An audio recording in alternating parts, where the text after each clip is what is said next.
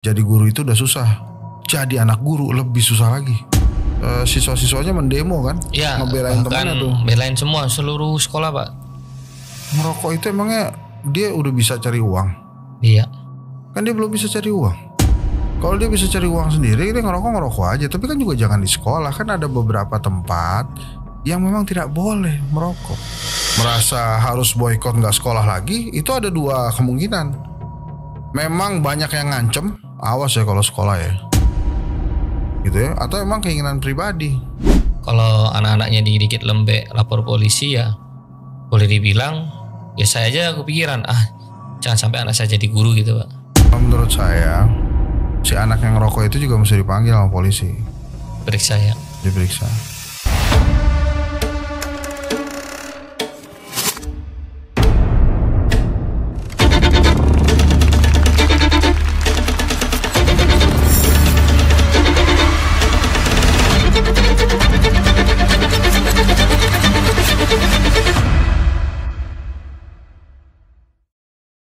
Assalamualaikum warahmatullahi wabarakatuh. Waalaikumsalam. Suasana Islami Pak. Bapak mirip Wali Songo Pak. Jangan gitu Pak. Karena para wali itu menempati levelnya tersendiri, Pul. Ya. Saya belum mampu untuk itu. Pak, Jadi emang nggak bisa diartikan sebagai para wali. betul Pak. Jadi Pak saya belum ngomong nih Pak. jangan nyebut itu lagi. Ini kita serius ini ngomongnya, bahasannya serius. Siap. Pak Saya ini mau kan. ngeliat kamera begini ya? Ya emang gitu Pak. Lihat kamera ya? Ini mau nyobong alat baru atau gimana sih Pak? Saya miripnya Jadi gimana sih ini sebetulnya di depan apa di belakang nih? depan itu Pak. Oh depan, enggak ke belakang bukan? Enggak. Hah? Jadi gini? Ya betul Pak. Ntar kalau ke belakang dikira ngabalin nanti Pak. Pak ini Oh, lagi. begini asik juga ya? Jadi ada kuncian nih. Jadi mau ngomong apa tadi? Mau ngomong ini Pak, Bang Ensa Ini kan. yang tadi yang mau diomongin nih? Iya mau diomongin. Ini mau diomongin ini. Yang Wali tadi. Ya bukan Bukan Pak. Pak ini kan. Jangan deh masa kita ngomongin wali. Bang Ensa kan anak seorang guru Pak ya. Benar, kesel. Iya. Sorry. Pak anak seorang guru. Ya bapak ibu saya guru. Ya. Ini kan ada lagi rame Pak di Lebak Pak. Di Lebak di SMA 1 ya. Cimarga di daerah Lebak. Seorang kepala sekolah negor siswanya. Kepala sekolah atau guru? Kepala sekolah kebetulan dia guru juga Pak. Oke ya guru. Negor siswanya karena ngerokok Pak. Nah, tampar lah Pak gitu Pak ya. Jawabannya sih pelan doang. Anaknya juga jelasin cuma tampar doang, nggak ada bekas luka ataupun nggak ada. Secara guru Pak ya, mendidik anak. Betul. Sekarang kan dikit-dikit dilaporin polisi gitu Pak. Kan sebagai bapak sebagai anak guru tuh responnya gimana Pak? Mestinya nggak gitu ya. Guru itu memang harus kita hormati. Dulu tuh jadi gini lah, jangan terlalu masuk ke subjektivitas saya ya. Kalau subjektivitas saya mau ngasih tahu tuh. Jadi guru itu udah susah. Jadi anak guru lebih susah lagi. Kenapa Pak? Ya secara ekonomi kan kita sulit. Main sama teman-teman ngelihat udah begaul gitu-gitu kita masih susah. Jadi maksud saya, ini tapi kalau case ini, saya yakin lah orang tua si murid itu juga waktu dia sekolah tahu dia bagaimana guru mentertibkan. Zaman dulu itu kalau kita lapor ke orang tua kita ditegur sama guru, kitanya yang diomelin sama orang tua kita. Jadi sebegitu penghormatan pada guru itu. Apalagi kan kalau saya dengar dalam case ini siswa-siswanya mendemo kan, Ya, ngebelain temannya tuh. Belain semua seluruh sekolah Pak. Hari Senin kemarin mereka mogok massal, jadi nggak ada yang masuk sekolah sama sekali. Ya udah biarin aja. Kalau saya sih biarin aja. Itu siswa-siswa nggak ada yang mau sekolah, biarin aja. Maksud saya harus keras seperti itu. Jadi guru selalu punya alasan untuk bertindak mendisiplinkan orang. Sekeras-kerasnya dulu guru kita kan banyak juga yang keras-keras kayak gitu. Yang kita benci juga banyak juga. Tapi mereka benci tuh dengan ada alasan supaya kita jadi lebih baik. Siapa sih dulu yang suka sama guru BP? Pasti rese semua kan, dianggapnya guru BP telat kita dihukum, telat kita dimarahin sama dia. Tapi ya kita menghormati guru itu. Dan akhirnya sekarang jadi Henry Satrio, jadi Saiful gitu kan. Jadi kalau tidak disiplinkan oleh guru-guru saya, mungkin tidak akan jadi pengamat politik ternama seperti sekarang. Yes. Saya dulu ketua OSIS loh. Ya, jadi, Tapi nakal enggak Bang? Saya ya gak bandel juga lah bos, gue mah barisan bangku belakang. Oh iya. Tapi kelihatannya karir dalam politik tuh jelas tuh, ketua OSIS terus pengawal politik ternama, memang begitu. Harus duduk bangku belakang. Ini kita balik lagi ke bahas ini ya. Ya, ini kan. Jadi maksud saya gini, saya juga anak bangku belakang, bandel juga saya, dan saya juga ya nakalnya anak SMA lah, kenakalan remaja gitu kan, kenakalan juga pulang juga. Tapi kalau ngerokok di sekolah, kemudian ditegur dengan keras, itu harus didukung. Ngerokok itu emangnya dia udah bisa cari uang? Iya. Kan dia belum bisa cari uang. Kalau dia bisa cari uang sendiri, dia ngerokok aja. Tapi kan juga jangan di sekolah. Kan ada beberapa tempat yang memang tidak boleh merokok. Oleh itu banyak temen cewek-ceweknya Pak ya? Iya. Asap rokok ya. Jadi menurut saya, apa yang dilakukan si kepala sekolah dengan menegur keras anak yang merokok di sekolah itu benar. Ini terlepas si kepala sekolah itu disukai atau tidak ya. Tapi kalau kemudian teman-temannya merasa harus boykot nggak sekolah lagi, itu ada dua kemungkinan. Memang banyak yang ngancem, awas ya kalau sekolah ya, gitu ya. Atau emang keinginan pribadi. Jadi mungkin ada ancaman juga dari teman-temannya. Nah kalau udah ancaman dari teman-temannya kan itu mesti masuk ke ranah hukum, mesti dicari itu. Jadi maksud saya, pendidikan di Indonesia kan salah satu hal yang sedang dibenahi oleh Pak Prabowo. Makanya Pak Prabowo bikin sekolah rakyat. Iya. Kualitas guru itu juga hal yang sedang diperbaiki oleh Pak Prabowo. Jadi pelaku-pelaku atau pendidik-pendidik kita ini harus memang dilindungi. Gitu. Ini kan bukan melakukan perbuatan yang senonoh kan. Ini mendisiplinkan si siswanya, mendisiplinkan muridnya. Saya memang tidak tahu kondisi sekolah itu bagaimana dan apa perilaku si kepala sekolah. Tapi kalau memang dia berlaku tegas, memang sudah seperti dilakukan. Nah kalau kemudian ada boykot dari siswa keseluruhan sekolah, ya kan kita pernah sekolah Pul. Betul. Kan gak gampang nyuruh orang gak masuk semua itu kecuali ada ancaman-ancaman khusus. Dan orang tua mereka juga diem-diem aja, buktinya anaknya gak sekolah, diem aja Pak. Iya makanya maksud saya, ini pasti ada yang salah dan wajib ini diusut gitu. Dan ya kalau perlu anak yang memang merokok itu nggak bisa dikasih tahu ya harus diberikan ganjaran yang setimpal. Ya, update-nya sekarang Ibu Kepsek ini sedang diperiksa polisi Pak atas laporan dari orang tua yang anaknya ditampar tadi itu Pak ya. Ya buat apa lagi mestinya? Polisi meriksa itu Pak, gimana itu Pak? Ya harusnya sih saya nggak mau masuk ke ranah hukum ya. Harusnya Pak Polisi di atas hukum itu kan ada hati ya. Iya. Harus dilihat juga lah perilaku anak itu gimana. Mereka kan juga pernah SMA gitu. Kecuali mereka tidak merasakan bahwa guru-guru mereka itu punya andil dalam pendidikan mereka. Kalau saya sih lihatnya ke sana ya. Jadi maksud saya begini. Saya juga punya anak dan anak-anak saya juga bersekolah. Saya menghormati anak-anak saya, guru-guru anak saya. Dan saya yakin betul bahwa mereka mendisiplinkan dalam tahap-tahapan yang normal. Tidak melanggar hukum. Dan ada batasan-batasan yang memang diizinkan oleh sistem pendidikan Indonesia untuk melakukan pendisiplinan. Ya.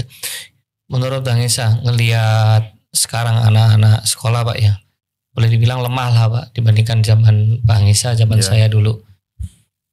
Sanksi waktu di zamannya Bang Isa sekolah SMA dulu, senakal apa sih Pak sanksinya Pak? Paling kan kita disuruh keluar kan? Iya, dipulangin. Kalau kita gondrong dicukur. Gitu kan, kamu jangan ketawa kamu. Saya juga dulu pernah gondrong. Enggak sih, gue gak pernah gondrong. Gue kalau gondrong jabrik. Ini gak lucu. Nah maksud saya, mereka pasti akan keras. Dan kalau udah main tangan itu artinya sudah berlebihan. Iya. Saya ingat waktu zaman SD bahkan teman saya ada yang digampar sama guru. Karena kurang ajar. Iya. Dan pada saat dia lapor ke orang tuanya marah sama dia. Memang orang tua teman-teman SD saya itu rata-rata udah pada meninggal tuh. Padahal kita kenal semua orangnya. Jadi ya menurut saya jangan menjadi lembut untuk sesuatu hal yang harusnya kita buat kokoh. Gitu. Iya. Kan kalau pondasi lembut itu kan mana jadi bangunannya. Iya, ambrol Pak. Bangunan itu pondasinya harus kokoh. Sama seperti di sekolah itu adalah membuat pondasi. Pondasi kita harus kokoh. Dia harus memahami. Merokok itu juga ada tempatnya. Hak ya, tapi ada tempatnya. Dan di sekolah saya yakin ada aturannya. Bukan tempat untuk merokok. Ya kasus ini kan gak cuman baru kali ini Pak. Udah sering Pak ya guru dilaporin siswa Pak ya. Dilaporin ke polisi karena dia tegas kepada anak-anaknya gitu Pak. Kalau anak-anaknya dikit lembek lapor polisi ya boleh dibilang ya saya aja kepikiran jangan sampai anak saya jadi guru gitu Pak.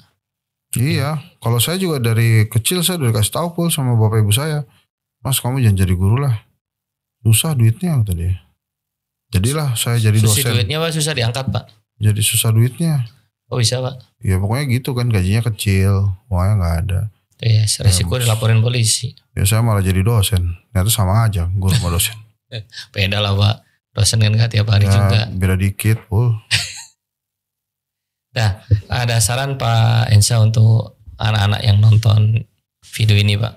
Kalau menurut saya si anak yang ngerokok itu juga mesti dipanggil sama polisi. Periksa ya? Diperiksa. Dan kemudian dicari tahu siapa yang ngajak boykot. Karena menurut saya itu gak ada sama sekali penghormatannya. Hari ini mereka sukses boykot, kalau didiemin besok-besok boykot lagi. Ya, dan kelulusan itu ya apa yang mau ditanggungjawabkan. Saya dulu kuliah senang demo juga, tapi saya menghormati dosen-dosen saya. Serius ini.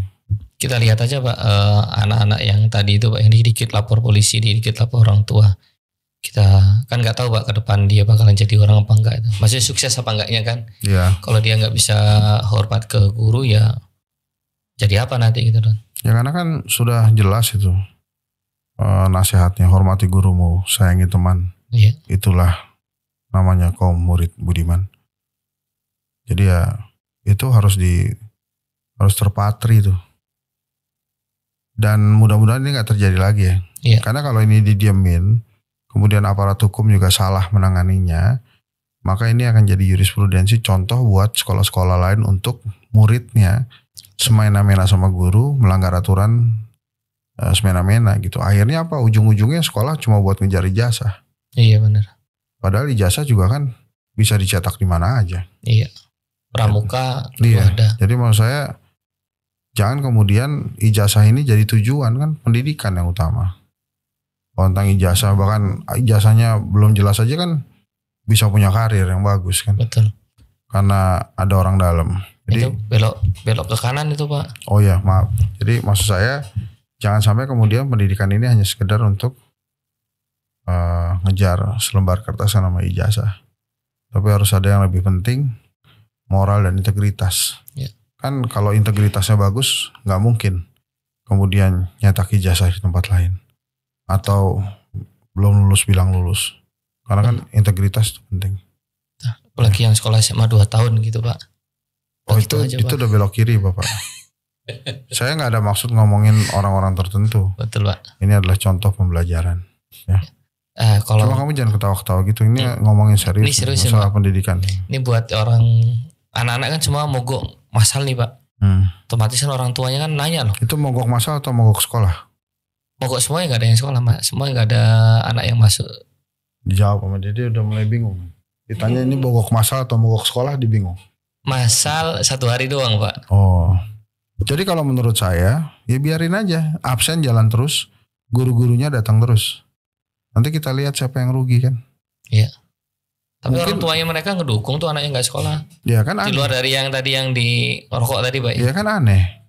Solidaritas atau apa kan gitu. Ya terserah aja gitu. Maksud saya ya artinya kan orang tua itu, orang tuanya mereka mungkin tidak mengerti betapa pentingnya pendidikan. Lagi-lagi boleh kita gak tahu apa yang terjadi di sekolah itu. Betul.